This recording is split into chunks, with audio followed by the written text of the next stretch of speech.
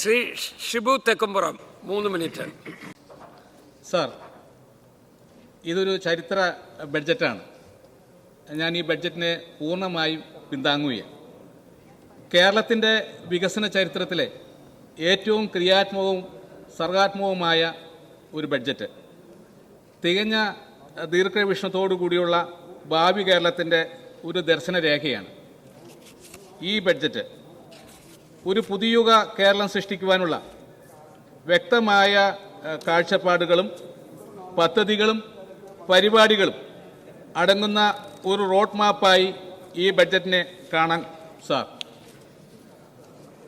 കഴിഞ്ഞ 10 വർഷക്കാലമായി വികസന മുരടിപ്പിന് സാക്ഷ്യം വഹിച്ച നമ്മുടെ കേരളം ജനദ്രോഹ നയങ്ങളുമായി മുന്നോട്ട് പോയ ഇടതുപക്ഷ സർക്കാർ ഈ കേരളത്തെ വീണ്ടെടുക്കുന്നതിന് വേണ്ടിയിട്ടാണ് UDFൻ്റെ സർക്കാർ അധികാരത്തിൽ വന്നത്. നമുക്ക് ഒരു പുതിയ കേരളം സൃഷ്ടിക്കണം സാർ. കേരളത്തെ ഒരു തുറമുഖ നഗരമാക്കാൻ ലക്ഷ്യമിടുന്ന മിഷൻ സമുദ്ര പദ്ധതി ദീർഘവീക്ഷണത്തോടു കൂടിയുള്ള ചുവടുവയ്പ്പാണ്. കേരളം ഭാവിയിൽ ഒരു വിദ്യാഭ്യാസ ഹബ്ബായി മാറണമെന്ന ലക്ഷ്യത്തോടു കൂടിയുള്ള നോളജ് വാലി പദ്ധതിയും ശ്രദ്ധേയമാണ് സാർ. സാമ്പത്തികമായ സ്വയം പര്യാപ്തതയാണ് ഒരു നാടിൻ്റെ പുരോഗതിക്ക് ആവശ്യം. അതിന് തൊഴിൽ ലഭ്യമാക്കാൻ കഴിയണം. ലോകത്തുള്ള തൊഴിൽ ആവശ്യകതയും ലഭ്യതയും മോണിറ്റർ ചെയ്യുവാനുള്ള ഗ്ലോബൽ ജോബ് വാച്ച് ടവർ കേരളത്തിലെ പ്രത്യേക സാഹചര്യത്തിൽ പ്രസക്തമാണ് സാർ. എറണാകുളം ജില്ലയ്ക്കും കോതമംഗലം നിയോജകമണ്ഡലത്തിനും സവിശേഷ പരിഗണന നൽകിയ മുഖ്യമന്ത്രിയോട് പ്രത്യേകമായ നന്ദി പറയുന്നു. കോതമംഗലത്തിന് ലഭിച്ച ചേലാട് സ്റ്റേഡിയം എടുത്തു പറയട്ടെ. ഗ്ലോബൽ കൺവെൻഷൻ സെൻ്ററും ഫിലിം സിറ്റിയും ജില്ലയുടെ വികസനത്തിന് ആക്കം കൂട്ടും. മലയാള സിനിമയ്ക്ക് നഷ്ടമായ ഗ്രാമീണ ജീവിതവും പച്ചപ്പും സാർ, അത് തേടിയെത്തുന്നത് കോതമംഗലത്താണ്. ഒത്തിരി ഹിറ്റ് ചിത്രങ്ങൾ കോതമംഗലത്ത് ഷൂട്ട് ചെയ്തിട്ടുണ്ട്. എറണാകുളത്തോടും ഇടുക്കിയോടും അടുത്ത് കിടക്കുന്ന കോതമംഗലം ഫിലിം സിറ്റിക്ക് അനുയോജ്യമായ സ്ഥലമാണ് കോതമംഗലം.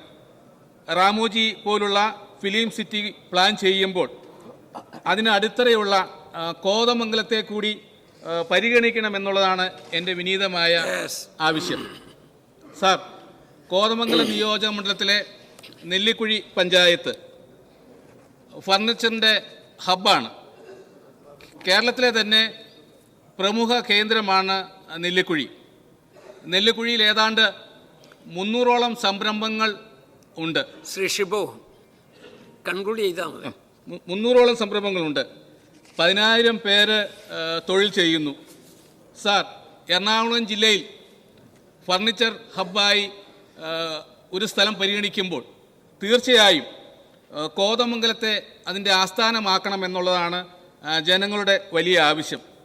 വിവര സാങ്കേതിക വിദ്യയിൽ ധാരാളം ആളുകൾ കോതമംഗലത്ത് നിന്ന് തൊഴിൽ ചെയ്യുന്നുണ്ട്.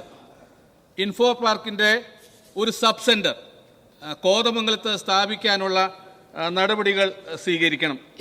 സാർ, ടൂറിസത്തിൻ്റെ അനന്ത സാധ്യതകളുള്ള സ്ഥലമാണ് കോതമംഗലം. വടാട്ടുപാറയും തട്ടേക്കാടും പൂതത്താങ്കെട്ടും മാമലക്കണ്ടവും കോർത്തിണക്കിക്കൊണ്ട് ഒരു ടൂറിസം സർക്യൂട്ട് പ്രഖ്യാപിക്കണം.